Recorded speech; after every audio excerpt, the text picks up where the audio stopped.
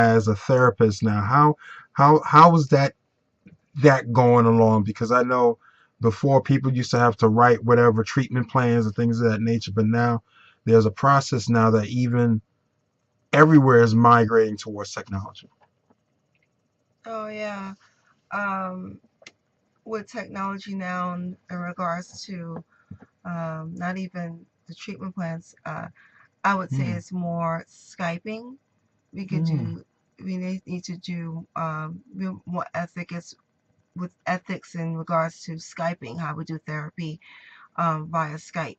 mm, There's some ethics that we have to go through, and Skype was not something that we did. Um, it was either phone or, and even phone is something new, but in regards to technology, in regards to therapy, Skyping through like I see you through the video, there needs to be some boundaries set up in regards to that and your safety set up and to make sure that you're okay doing um, therapy. So, um, in regards to our treatment plan and stuff like that, I'm sure that's, doing all companies how things are done on the computer now, moving through the computer in regards to how we charge and how we do things of mm. that nature. But it's just a lot of uh, what we need to start doing in regards to being just ethical as a therapist. Is really. Mainly. Okay, and so remember, technology is your friend. Technology is something that's not going away, even to the point where I would say that we have a family member who's not really technologically savvy, but she has grown leaps and bounds based from where she was.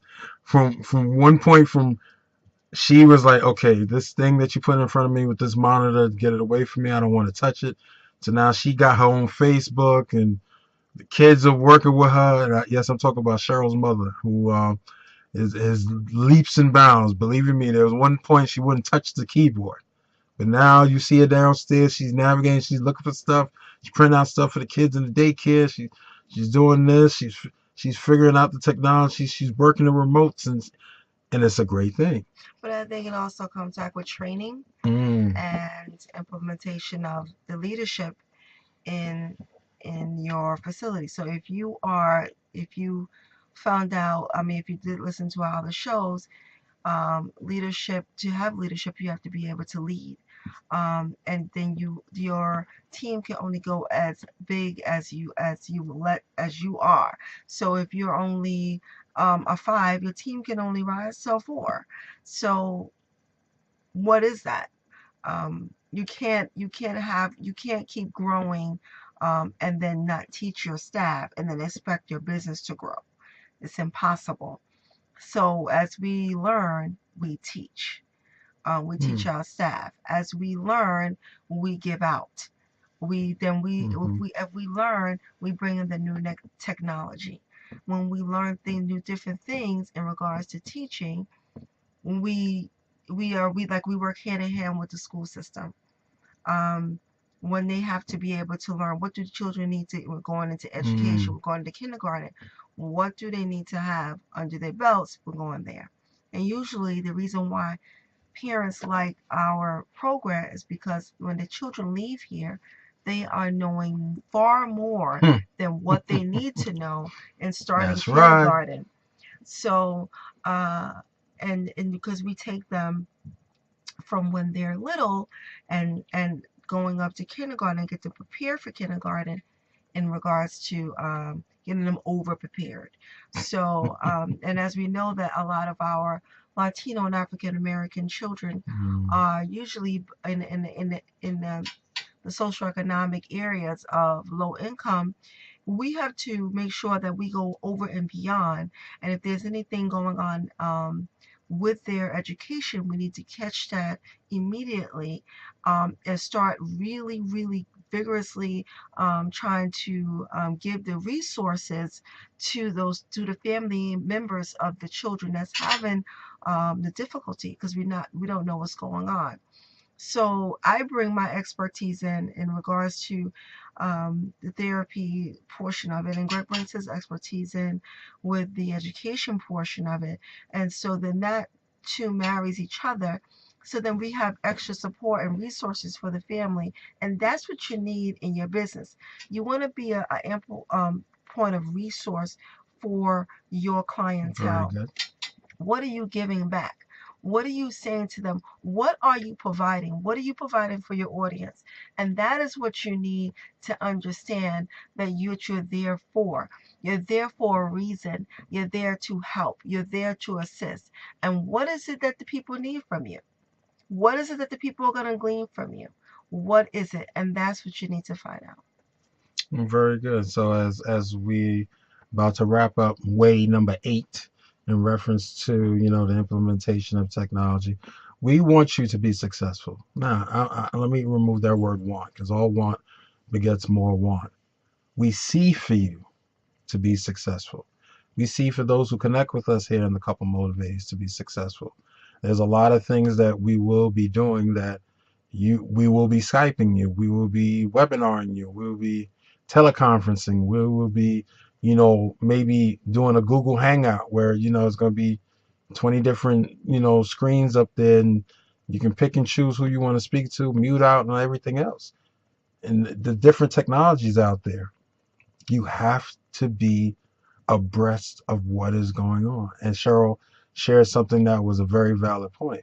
When it comes to our urbanized communities, you can tell people who can sit there and, just look for YouTube so they can look at music videos or, download movies and things of that nature. But then when it comes to implement a plan with a PowerPoint presentation or things of that nature, they look at you like you're talking Greek, or create a Word document, or you know make sure it's an APA, ADA, MPA, whatever.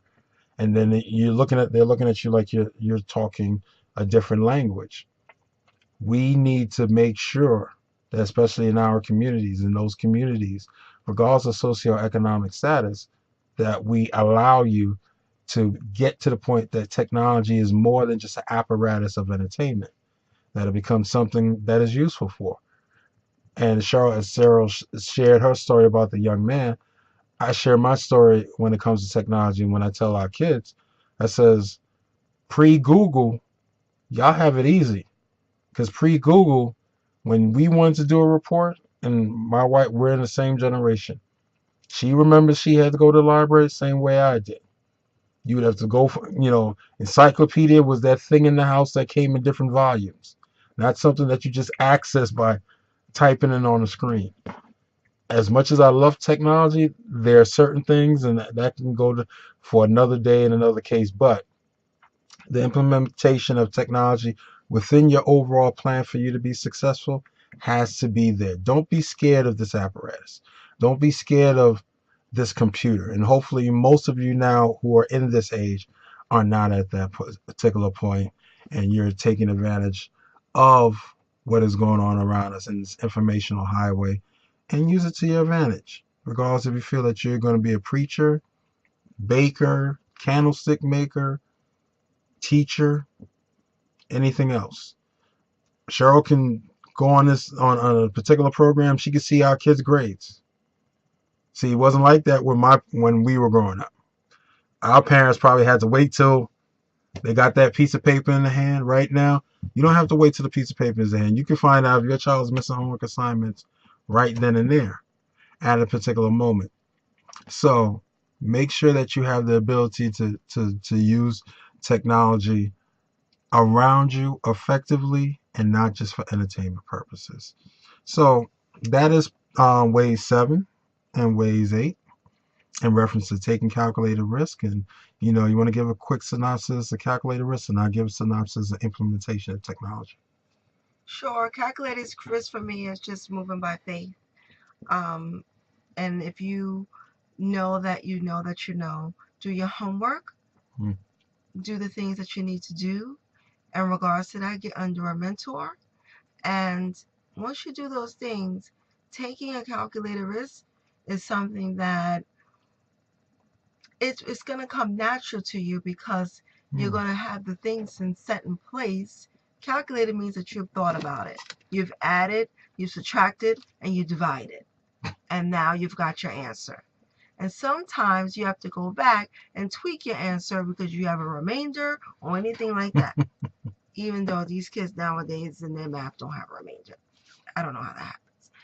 But anyway, um, you just have to make sure that you know when you're doing something that you're adding or subtracting. Um, and then also, even if you don't have, get a plan. A lot of us go into things and risk is not getting a plan. You need to get a plan. If you know that you would like to marry someone, are you ready to be married? Are you ready to take on a wife? Are you ready to do those things? And you can't take on a wife if you're still in your mom's house and you're still doing things as a boy.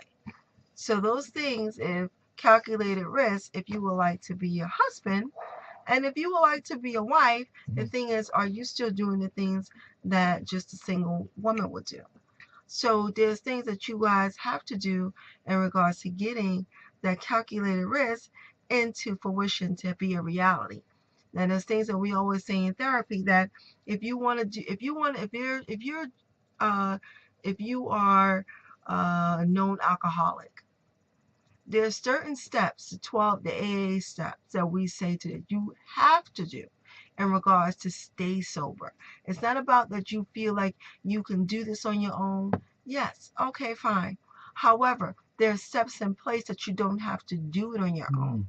And the steps will tell you and show you that you struggle with that dependency, whether it be alcohol, whether it be gambling, whether it be drugs, whether it be sex. There's a whole lot of addictions out there that you can get addicted to. However, the calculated risk that you would take, and if you take that next drink, that can calculate it, because you can calculate it, but if you had those steps in place, that I can either pick up the bottle or I can pick up the phone and call my sponsor. So those are the things that we say putting in place. And you can put these calculated risks in place for every area of your life. But this one we're talking about success, and meaning success across the board. Meaning when we say being successful, marching in success may be different for other people.